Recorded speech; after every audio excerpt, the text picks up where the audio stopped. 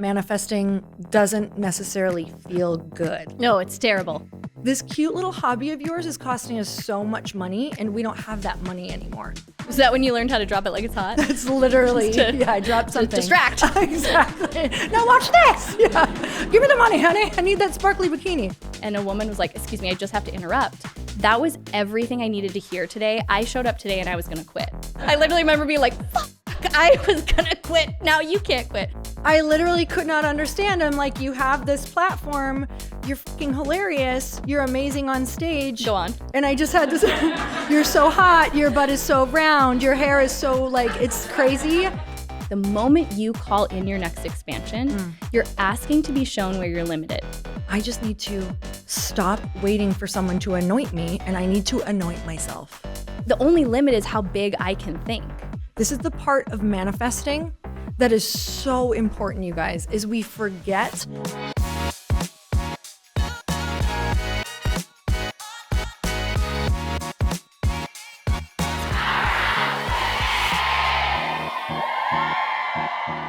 We've prepared a delicious topic for you tonight, and I know some of the people in the room are going to be really excited. We're going to talk about manifesting. We're going to talk about how when we reflect back on both of our journeys, there is a unique and distinct formula that a lot of our success, a lot of our moments that have really catapulted us to the next level have followed.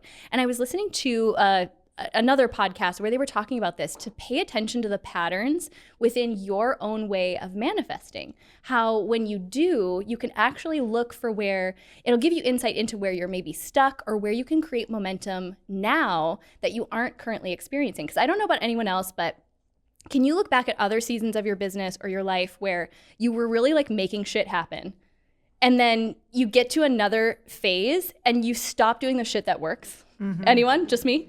Mm-hmm. So I was really reflecting on this conversation, and then we were together on a girls' trip. We get together and do a mastermind twice a year with a bunch of, entrepreneurs that a lot of you already know and love. And Lori is sharing with the group a story of how she really made it in the fitness industry. And all I could hear was this podcast conversation that I had just been listening to. It was almost like I was hearing my friend share her unique manifestation pattern and the things that she did to overcome the things that felt like blocks, the things that felt like they were in her way in order to become, you were legendary in the fitness industry. People kind of forget. You're like actually legendary in the fitness industry. Like, she accomplished things that people, like, no one had done. She won Miss Bikini America, or was it Universe? It was both. I was like, okay. Casual.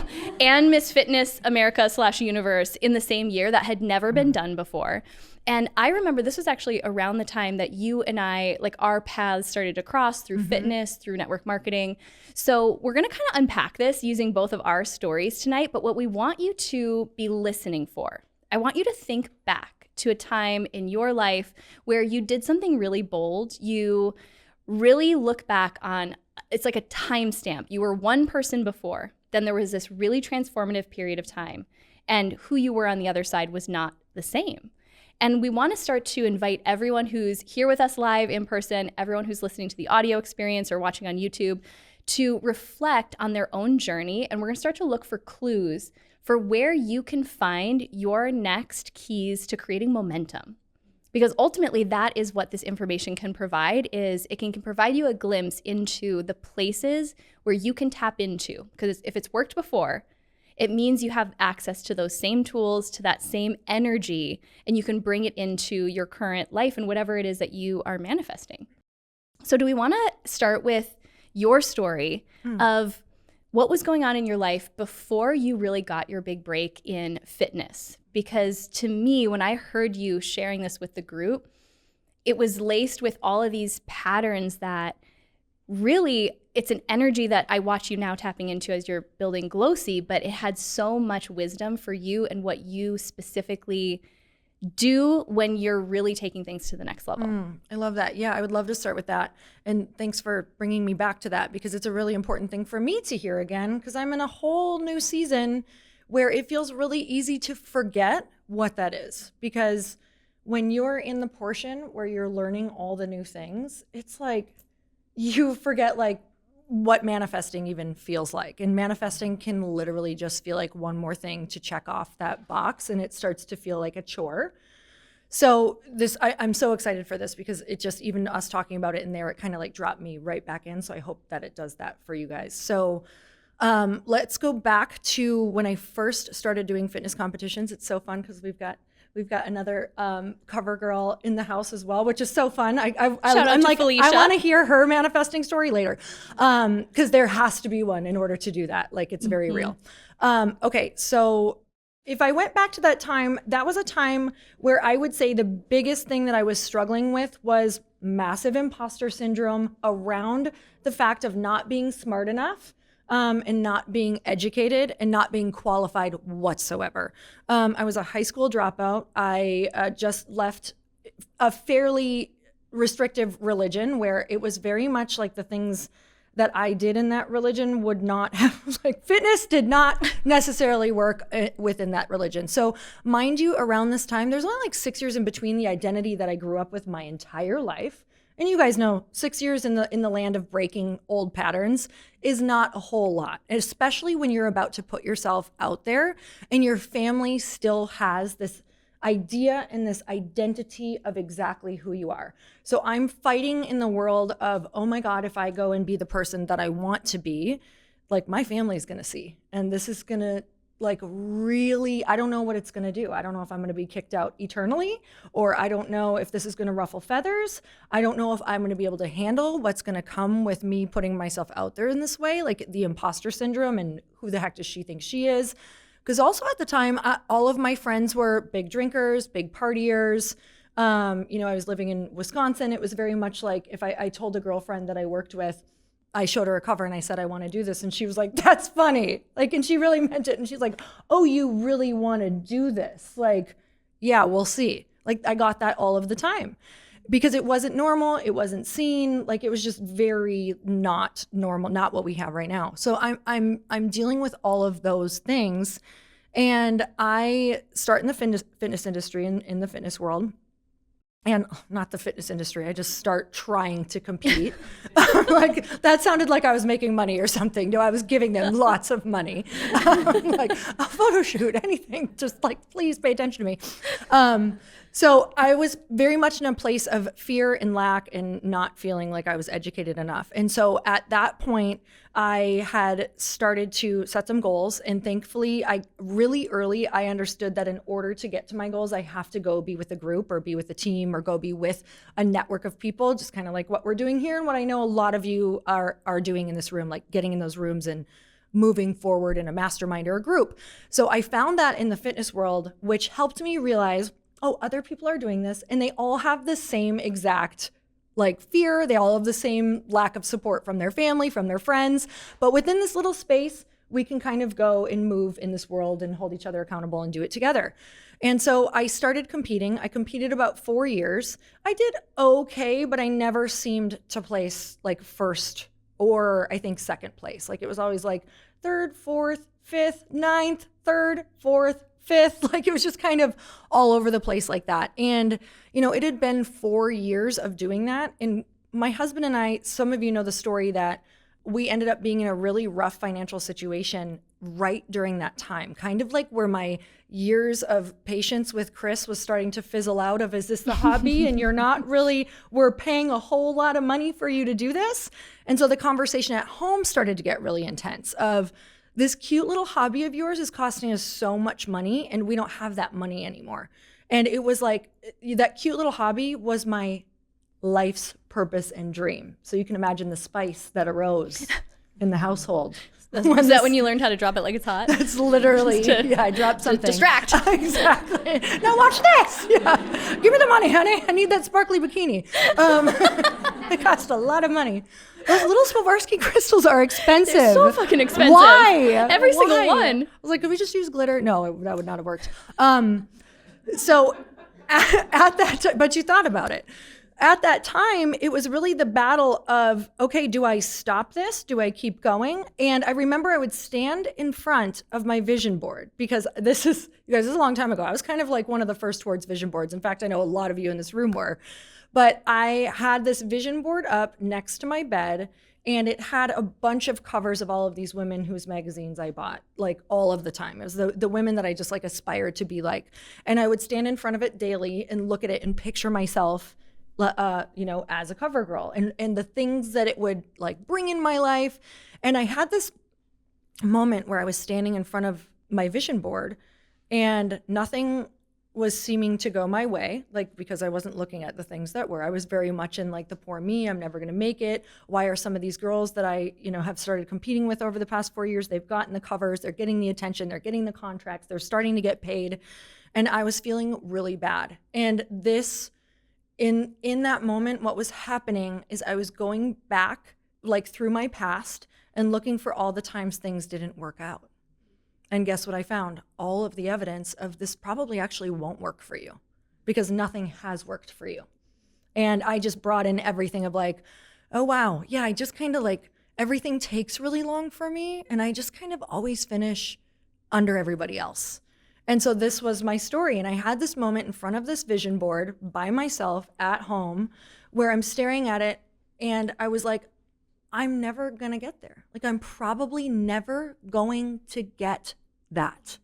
And so I want you to picture right now that thing that you really want and just having that come to Jesus moment of saying to yourself, like, you're probably never going to get that. Like deciding in that moment, because that's what we're doing, right? And I just had a moment of deciding, like, I'm probably never going to get that.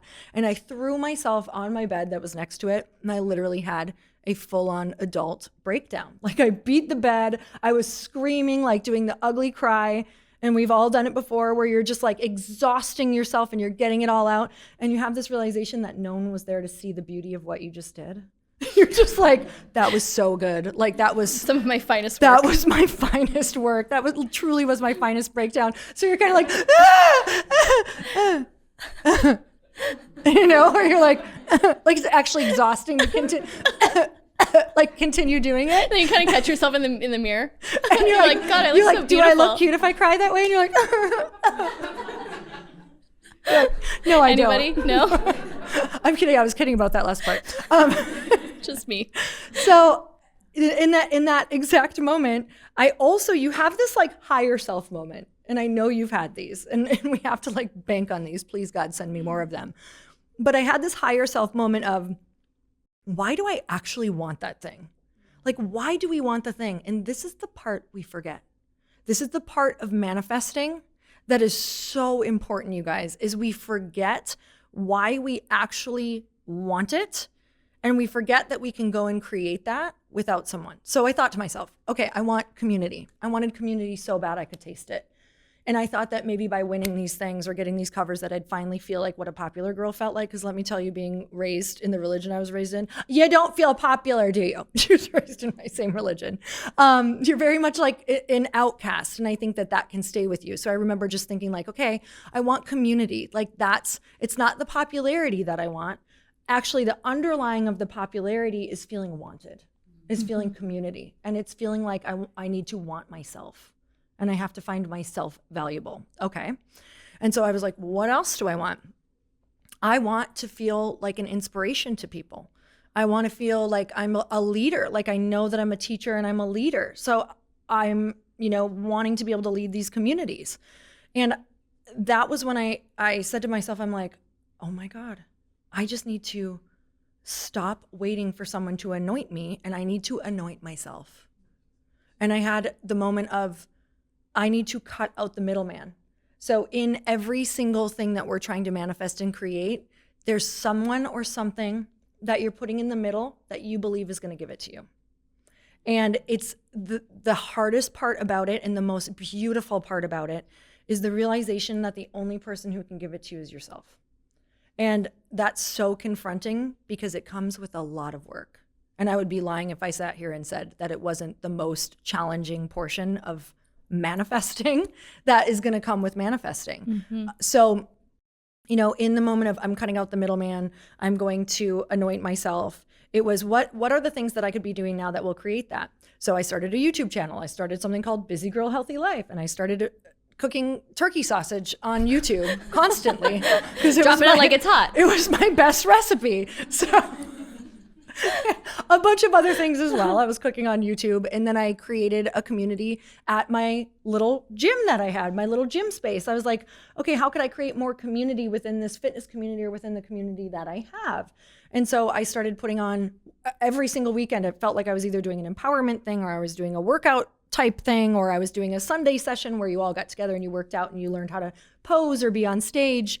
And I started getting the community that I wanted. And I started, creating like the leadership positions, and I started getting attention for the cooking stuff that I was doing. And I put out a self-published cookbook. So with all of that said, I finally started getting attention from the magazine because I had been turned down so many times. So for 4 years straight, I was pitching myself the whole time. And it was, you're not the right look. You're not the girl for us. You're never going to get this cover. Like, it was very, very like, you're not our girl. Could you please stop? And I kept going. There even like a time that you had paid out of your own pocket to go and do the shoot, and then they told you you weren't getting the cover? Yes. During that time of our brokenness, I just want to bring you back there where I had literally zero money. They had given me a call. This was kind of when I had started this stuff. And they said, we'd love to do a test shoot cover with you. And I was like, this is it. This is my moment. You guys, I was freaking out, and you're not supposed to tell anyone because it's a test shoot and you don't know if you're going to get it. But imagine going up for a test cover shoot and flying to Canada, Toronto, and being like, this is it. Like, you get to shoot for an entire day. You shoot all the layouts. You shoot a cover all day long. And then you leave and you don't know if you're getting the cover and you can't tell anyone. And so I'm thinking, I definitely have this cover. I spent all the money on outfits because as much as we would love to think that you get paid and it's glamorous, you pay for your way and you pay for all of your outfits and you pay for everything. And so I get up there during our time of brokenness paying for everything. And I'm like, Chris, this is it. Like, this is the moment. This is amazing. 3 months later, I get a call. Oh, we're not using your cover. I'm like, okay. And of course, you have the breakdown moments. But also, I just felt so clear on the path that I was able to create myself that I was like, this isn't like, that's not the end. Even though it felt like the kiss of death, because they actually say in fitness, if you don't get a cover used, it's the kiss of death because they didn't like you or you did something wrong. But you're left with no answer. And I was like, that's okay, because we're going to keep on going. And for me, manifesting has always, you brought me back to that by even telling that story of the realization that somewhere within there, whenever I'm trying to do something, I'm giving my power to something or someone. So it's a huge manifestation block for me. So the formula for me is to go and do deep work around, right now I'm trying to manifest something. Who am I giving my power away to? Whether it's something with my company going, oh, when I find that person on that team who can do that, that's when we'll do it, right? That's when this will shift. When we finally figure out X, that seems like something, outside of what I can do right now, or it's not going to be me who's going to be able to do it, that's when that's going to start working. And it's having the moment of, oh, I'm really relying heavily on giving someone my power or relying on someone else because there's some sort of work there that I'm avoiding deeply because it's very confronting and it probably has the potential to give me some like really scary rejection or some really confronting things about me. Like, maybe you're not smart. Maybe you do have to really, really work on a new skill set. Maybe you do have to look at that part of yourself. And so that's my formula, is to always kind of look at where I'm avoiding or giving my power away. So just so that we don't forget to tie it to the eventual breakthrough, because it is really powerful. When was the moment that you got the call about your first cover? And what happened immediately, like in the weeks/months before that? So what ended up happening was really, really understanding and rooting into this idea of I get to create all of those emotions that I wanted and all of those things in my life for me. And it was when I had the community, when I really started to create, really work on the YouTube show and also do the cookbook. And I think just really put myself out there in my own way. Facebook Lives were, I don't know if Facebook Lives were coming out then, but I remember being so out there and never waiting and never thinking and never trying to not worry about what other people thought and just putting everything that I wanted out into the world without waiting for someone else. And that was when I had created so much value within the community and I looked at myself as so valuable that all of a sudden, guess what happens? you become very valuable to other people when you look at yourself as very valuable. That's so good. And it's a moment of like becoming undeniable for yourself. And that's when people can't ignore you. And so when I went back to the magazines, I just had so much value to write down, like, hey, here's what I would love to offer. Here's how I can help you. Here's how I could get you exposure. And that's when they said, oh, this is amazing, because they're a business. And that's when I went and got the cover. And at that time, it was just kind of like, okay, I don't know if they're going to use this one, so you better have some freaking fun with it. And like, so the way you went into the cover shoot was even different. It was so different. It wasn't from a pick me, oh my God, are they going to take this? Oh my gosh, of course you want it more than anything. But at the same time, I was like, well, this is the experience you wanted, was to actually shoot the cover and like have that experience. I'm just like having this moment where I'm like, my friend is so cool. Aw. And you went on to do 11 covers, 10? Was it only 10? Was it only 10 or was it 11? I actually She lost count. So many covers. But theirs was like digital things, and there were all these different. But like, that was such a catalyst moment. And when you were sharing that story, even though I had heard it before with our girlfriends, I could hear all those little moments. And when you tied it back to that, just that lesson for all of us is like, where am I waiting for someone else to anoint me? How has that now inspired the season that you're in with building Glossy? Oh my God. I mean, you guys, it's everything. We're waiting to like get accepted by friend groups. We're waiting to feel good enough to, take the leap into something. We're waiting for someone to go, we're hiring coaches which is great, by the way, but I'm saying like we're literally spending money to get confirmation from someone. And I get it. I did all of those things too. But it's almost like allowing yourself, and this may not be your formula, but give it a try, but allowing yourself to really like observe how much you are avoiding your own power out of some sort of fear of either the work or of what's going to come with that power and attention. And it's like digging into that and going, oh, there it is. And when you find it, when you see it, it's ugly and it's confronting because it's work. It's work. And we're trying to avoid the work, like trying to find like a sweet, fluffy way that's going to come and be like, oh my gosh, you've done so much work so far. Let's reward it. We found you. We've been looking Exactly. for the most amazing woman in America. We found her. And they knock on your door with like a bouquet of flowers. Who else dreamt of that? Like, I think like America's Top Model really fucked us over. That Where they're I like, "We was found thinking you." Publishers Clearinghouse, but I was thinking when But they like Tyra find as them well. on the new, the streets of New York. I'm like just Yes. walking around like, where are they? And they're like, it's not you, honey. But so good though. I just think that we get rewarded from all of our hard work with more hard work, but in a different way. Well, and we were talking about that as we were preparing for this conversation, how, I think manifestation gets really glamorized and we can overlook the hard work part because there is a part of us, I think there's a part of our soul that knows we actually want to have skin in the game and we want to earn it. We actually don't want it just to drop from the sky without having to do at least some internal like spiritual work and evolve into the person who can hold it. So at some point you're going to meet yourself. You're going to meet a part of you that didn't want to do the work or is bumping up against where you feel really insecure or scared. And that is usually for me the point right when things are about to get good, but it feels like the most intense resistance you've ever experienced. What for you is your like power opposite that you do?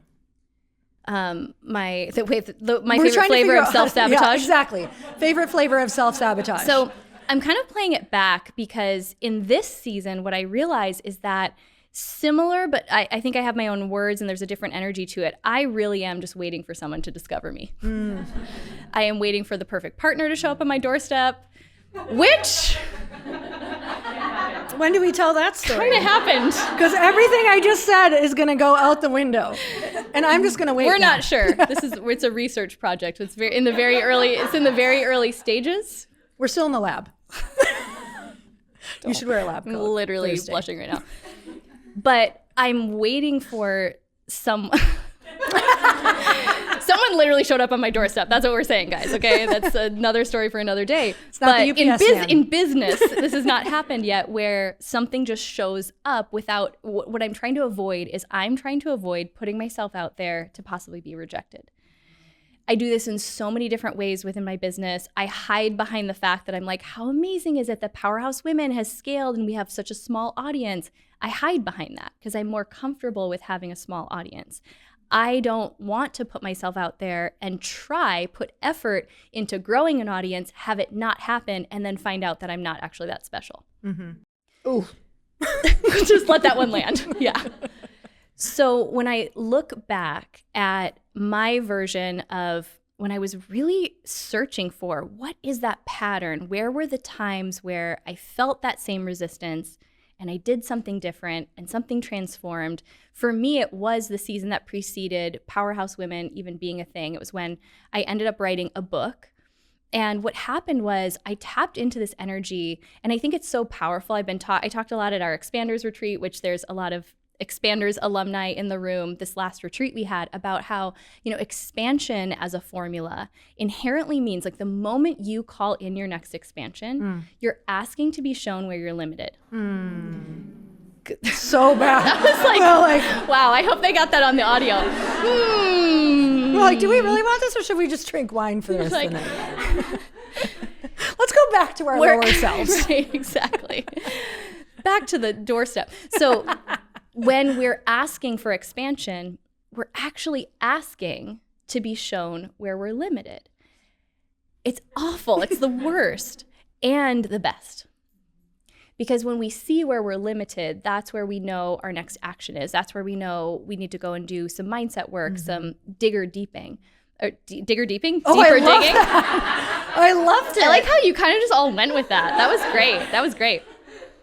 So it actually sounded right, didn't it? I was like, that is very spiritual. Yes. So when I think back to even the energy that I feel in my life right now, having gone through such a personal identity death and, coming into this rebirth, what the energy feels like for me is just, I know that there is something that this season holds for me, but it feels really uncertain. And I love certainty. I love to have a plan. I love to know exactly where I'm going. If you give me a goal, I'll hit it. And in some ways that limits me because it has me think within the realm of what I already know. And what I'm realizing when I reflect back on everything that happened preceding Powerhouse Women becoming what it is today, it was a season where I had no idea why I felt drawn to doing certain things. In that case, it was writing a book. So I was on Facebook one day. A lot of you have heard this story, but I see this post from an acquaintance and it said, I'm something about doing a program that helped entrepreneurs get their message out in the form of a book. And I still to this day have the screenshot of the message I sent her that said, I don't know why I'm messaging you, but something said you should do that. And I had all of this evidence for how I was not a writer. I had tried to launch this blog. Some of you have heard of it. No one has read it because I didn't share it with a soul. It was called Love Lindsey. Good blog. Such a cute name, right? The branding was like pink and like hot pink and purple. Of course it was. I hated it from the start, but I paid this woman in my BNI group to do the branding, and she terrified me. I was so afraid of her, and I had no backbone. I was like, I love it. Hated it. But I wrote one article per year, and it never took off. No one ever discovered me. That is shocking. So I still to this day can't believe it. So I had so much evidence for why writing a book was not something I was qualified to do. But there was just something in me that was like pulling me toward this next yes. So I joined a program to write a book over a year, and I paid money. Mm-hmm. Whenever I say that, I'm like, I didn't get a publishing deal. No, I paid them money, and I said, take my money, hold me accountable. I'm going to do this. And over the next year, I tried to quit 3 times. Like actually showed up to the call, was about to quit.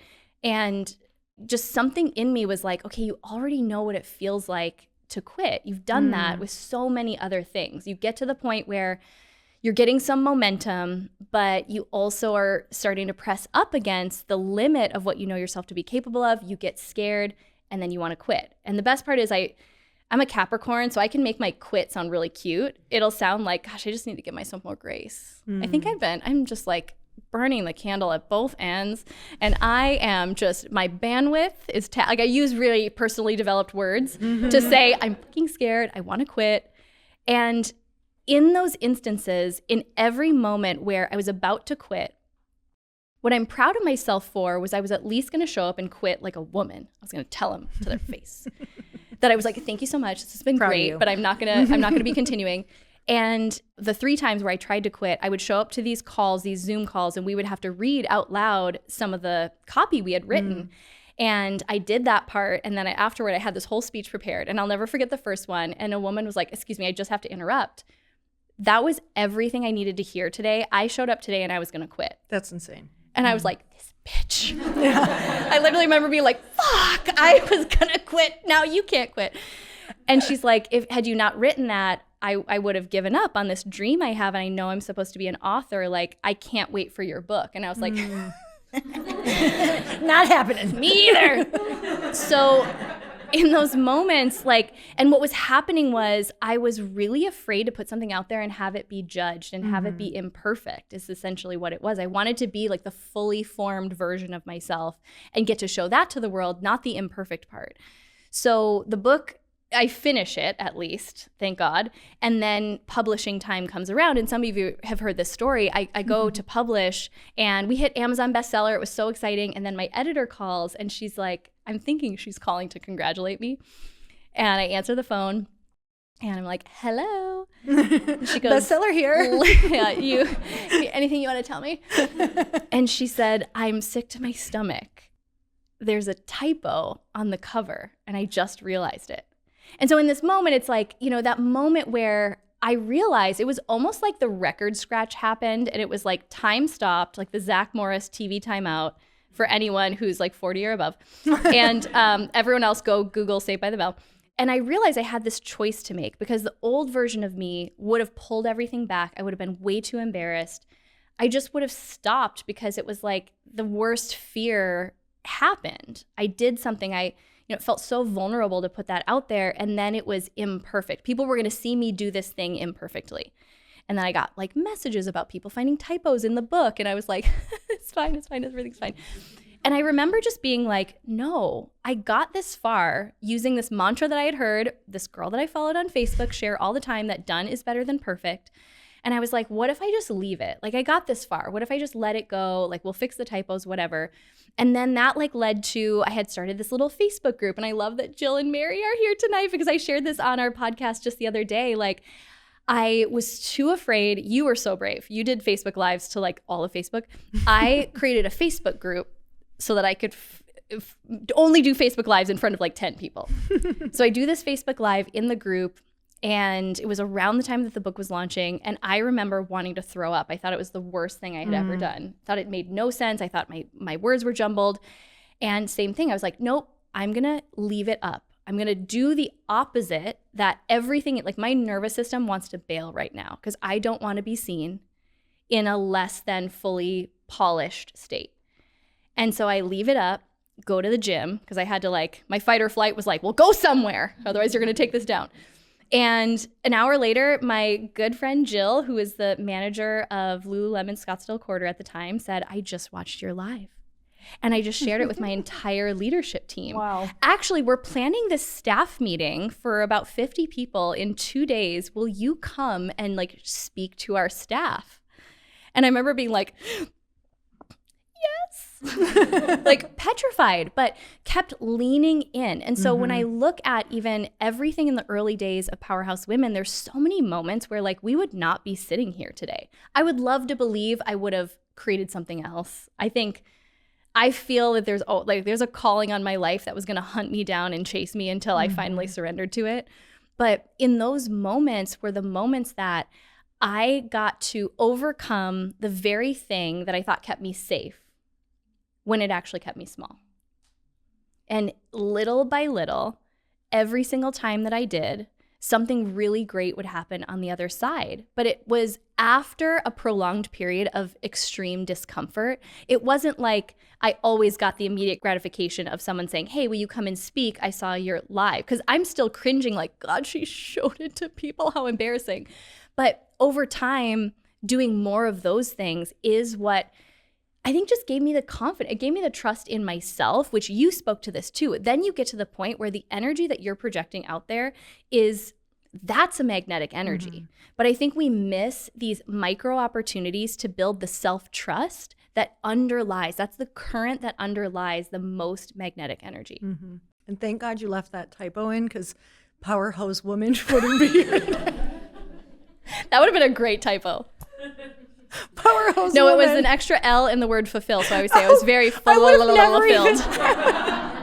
And I probably didn't even notice it. But every time you tell that story, I forget that if it wasn't for your book, I don't think we'd be here right now. When Lindsey I was writing a book simultaneous to Lindsey.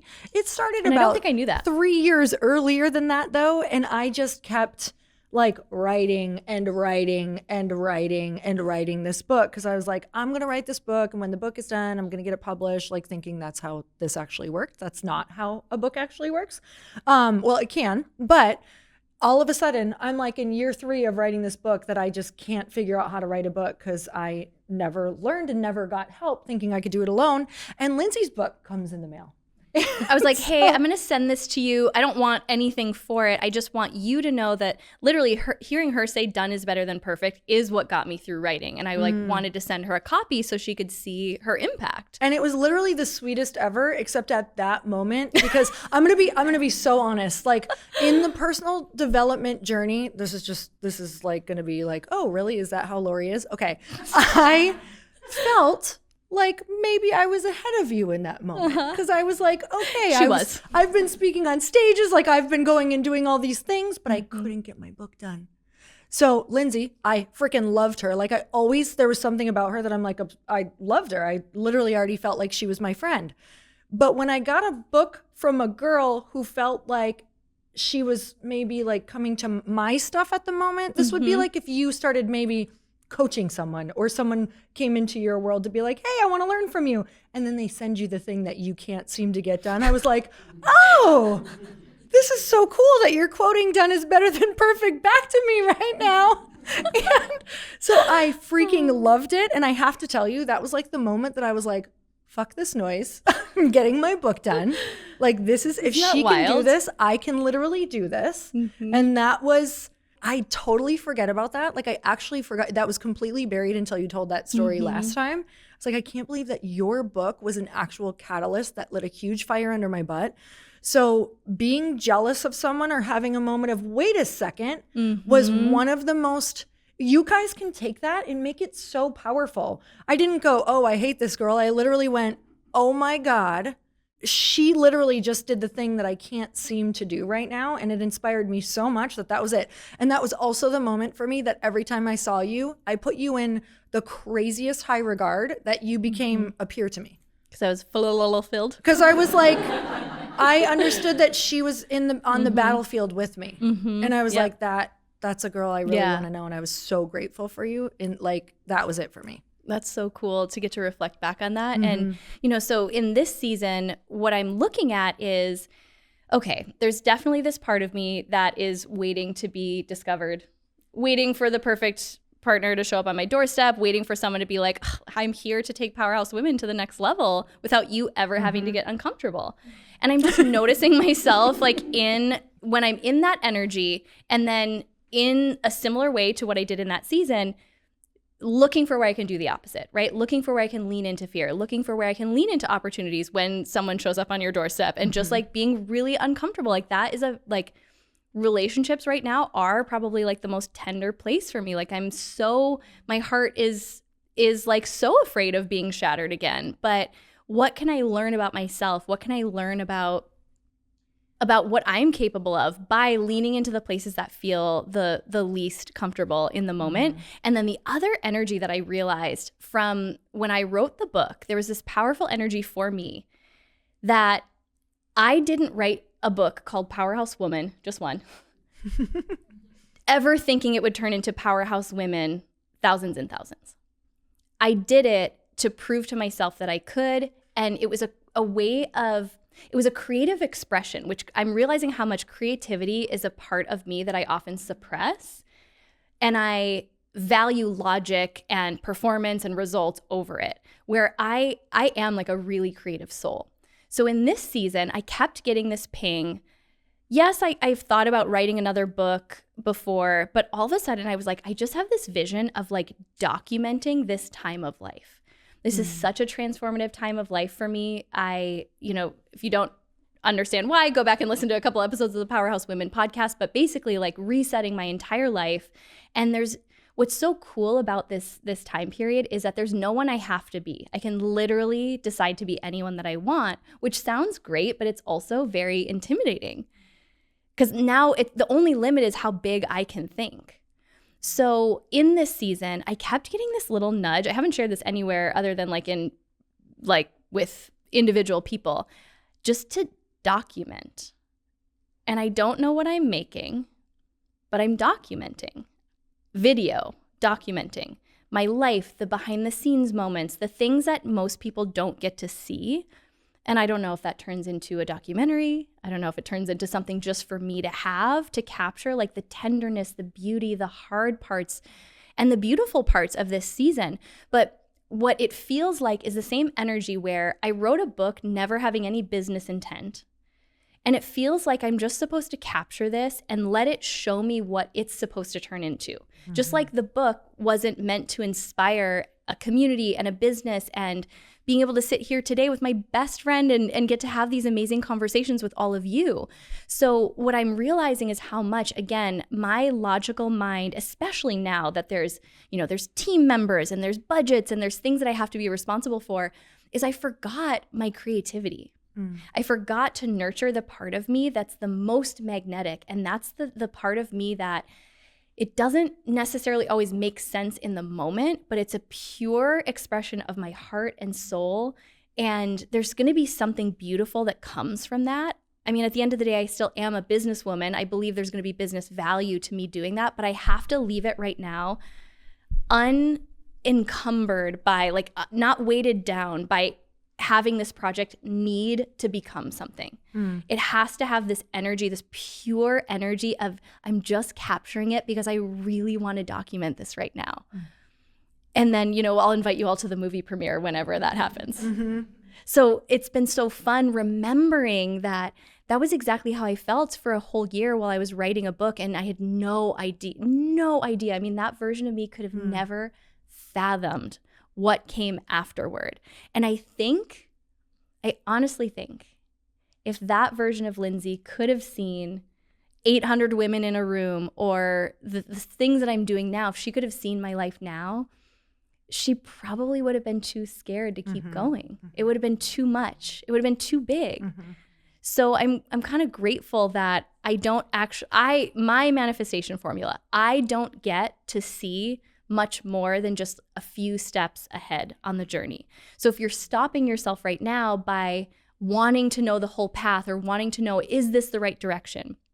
I just want to invite you to check back in to find, because for me, if I can find like this pure energy of excitement, of intention, if I know that this would have added value to a previous version of me, that's my green light to keep going. And I can always pivot. I can always turn it into something else. I love I just got to see how important the journey of, even if it's not happening right away, how important that is. And I know that's so important for me and for all of us in this room, and how even with the covers, you guys, I wouldn't even been ready on the one where they said, hey, come up, we're going to shoot a cover. I would have squandered it because I didn't understand business yet, where what I saw a lot in that world is that you get a cover and they take the 15 minutes of fame and they lose it. You never see those girls ever again. They don't know how to hold it. And what happens is when people don't know how to hold it, it just disappears. It doesn't happen again. You didn't capitalize on it. You didn't use that moment that you got. And so, the reason it didn't come any sooner for me is because I needed that whole year to understand that magazine was a business. and that I also needed to operate as a business, and that I needed to use that cover to not only help my career and get myself out there, but to help them get out there. And simultaneously, it would be this like working ladder of us continuing to prop each other over and over again. And with that particular company, I think I had 4 or 5 different covers that, you go back to year after year. That's a lot of years of working together. That's what I want you guys to see. It wasn't luck. It was a working, reciprocal relationship where it was like, this year, what can I do for them? This year, what could I bring for them? Oh, I'm speaking on that stage in front of 15,000 people. What if I pitch to them that if I got on another cover, that would be my backdrop for the whole hour I'm up there, right? Like, how much advertising is that? And that's literally what I did. And I did that year after year. How can I get them? How could I be free advertising for them over and over? And I would have never thought that way, Lindsey. I would have just squandered it, and I would have never gone back for a second one, because they would have been like, your cover kind of didn't sell that much, and you're kind of not offering us anything. And guess what? Everyone's pretty and fit in this industry. Like, you're not different. They are. Everyone's pretty and fit in this industry. Like, literally, what can you do for someone? And so I think when you're manifesting, we forget that it's not coming to you yet for a reason. There's something that you think it's going to provide for you that you actually need to go and provide for yourself. And so, or this is another big one. I think that we don't understand. I did not understand the amount of patience and letting go and not having something fulfilled that I want, and the inner temper tantrums that I would have to calm down that I was having frequently. That now that I have the business that I have, which some of you have way bigger businesses, some of you are doing totally different things. It's like the amount of things I have to hold with this company, and then all the other things I have going on, require a special kind of needing to let go of everything and not having gratification, sometimes for a year or 2 or 3, where you just feel like you're in the fire. And you guys, if I'm gonna eventually sell this company, it could be 7 years of no gratification. Like, it could be 5 years without paying myself. So I would never have ever been able to sit in what I'm sitting in right now of just going, yeah, this is going to be hard for another 3 to 7 to 10 years. I have no idea. I would never have been able to hold that if I couldn't have held what it feels like to not get my way over and over and over again and keep showing up. And that's when you know, like, oh, you're becoming the person who can withstand something so much bigger, such a bigger company, right? Like, I know for all of you who have something where you're like, wow, this is really big. Like, I would have never been able to do this 10 years ago because I didn't have the patience, I didn't have the stamina, I didn't have the gratitude, I didn't understand it. So I do think that, in these seasons we get really upset, but they're the ones that are turning us into the person who can handle the dream. Yeah, I love that. So we've got like 10 more minutes before break. So I want to ask you, I know we were talking about back there that manifesting doesn't necessarily feel good. No, Like, it's terrible. So much work. There's an idea around like, okay, if you want to manifest it, you have to feel good every day, all day. And you're like, I'm feeling like shit right now, but man, what would it feel like to have $7 million in my bank account? And you're like, that's not the case right now. Yeah. Or I just got this bill, or whatever is happening in your life at the moment. So I'm not saying we don't want you to learn how to get in the energy of it, but when you're actually doing it, like, give me some real tangible examples of like, okay, this is what I have to do to manifest the thing, because it's not just manifesting, it's like manifest, plan. This is what I have to do with the thing. What does plan feel like? We were talking about this with Jackie. Where is she? Okay, she's back there. She's hiding. Okay.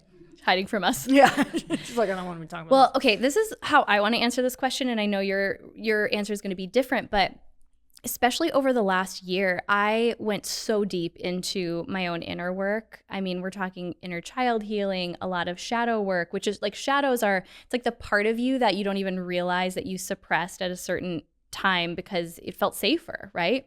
So even just as simple as admitting that I want a big life. I believe I am here on this planet to facilitate a lot of wealth and show women that that's possible.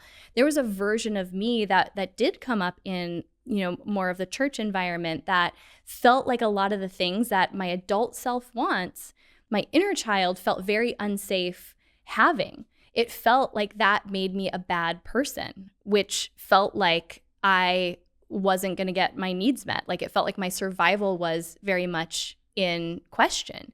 So understanding like how deeply rooted, even though I had an amazing childhood, I have amazing parents, going into like the nooks and crannies of the different programming that I didn't realize I kept bumping up against because I couldn't explain why. I remember feeling this way when we were both doing network marketing, is on the surface, it looked like I was doing all the same things as the people who were out earning me 10x.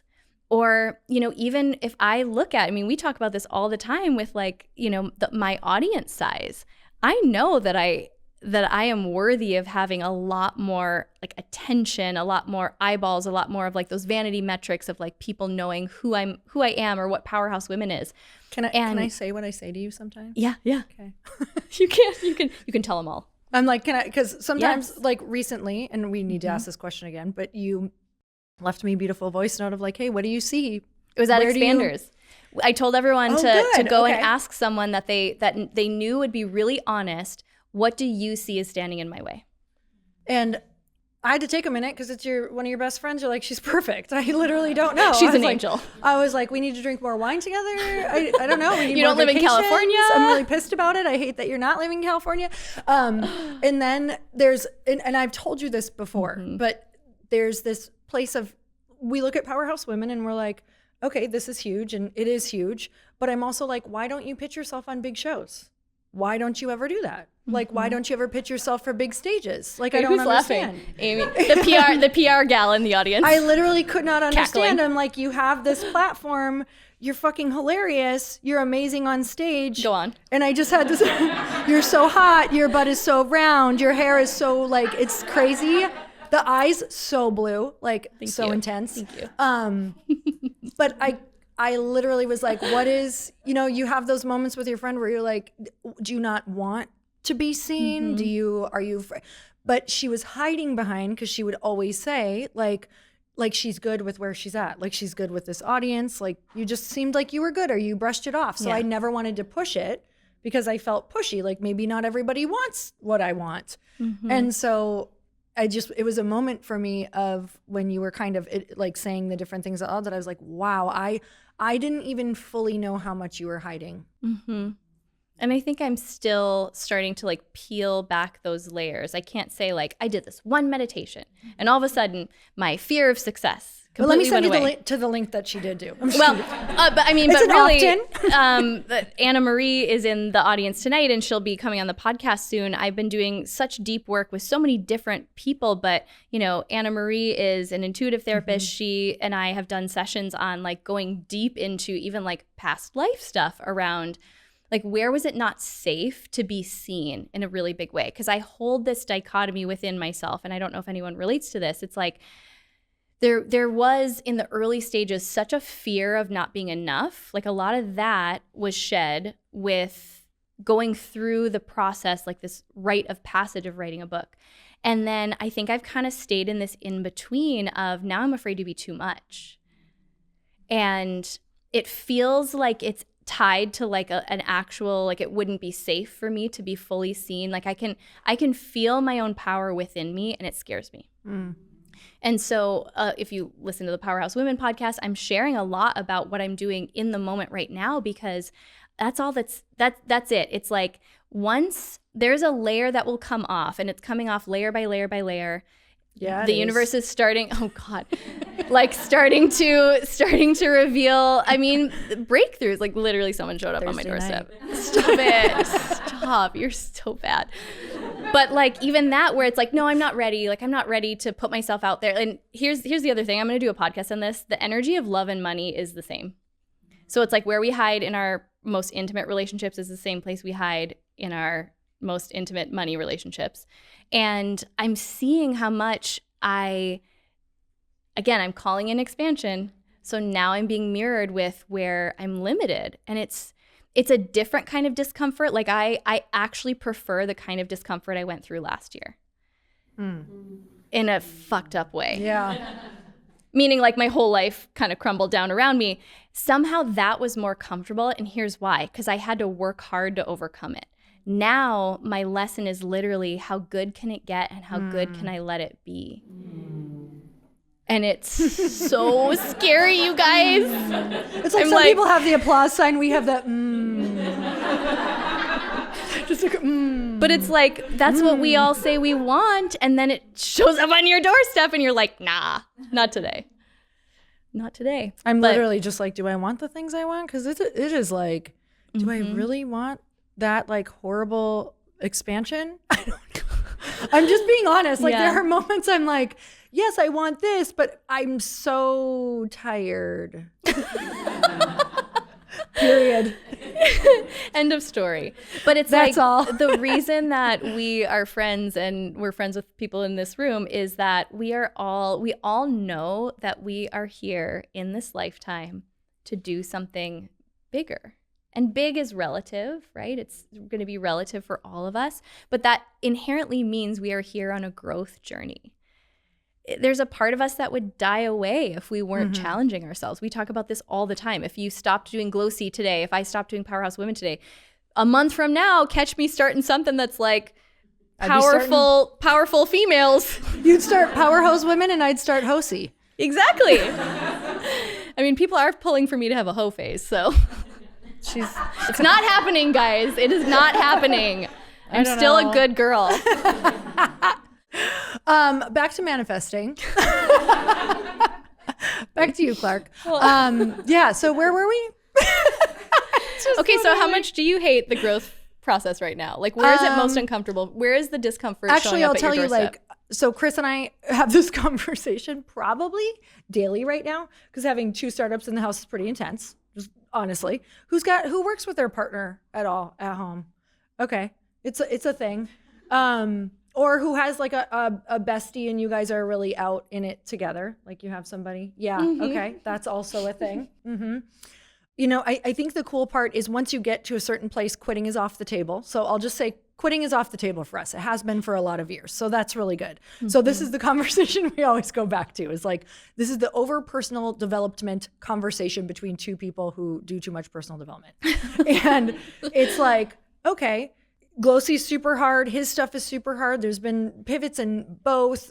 We have conversations where we're humbled daily, sometimes humiliated, sometimes, you know, not all the time, but yeah, there are moments where you're like, that was really tough. And that was with someone who you talk to a lot of people who sometimes aren't nice, and it's rare, but it happens and it can kind of take you down.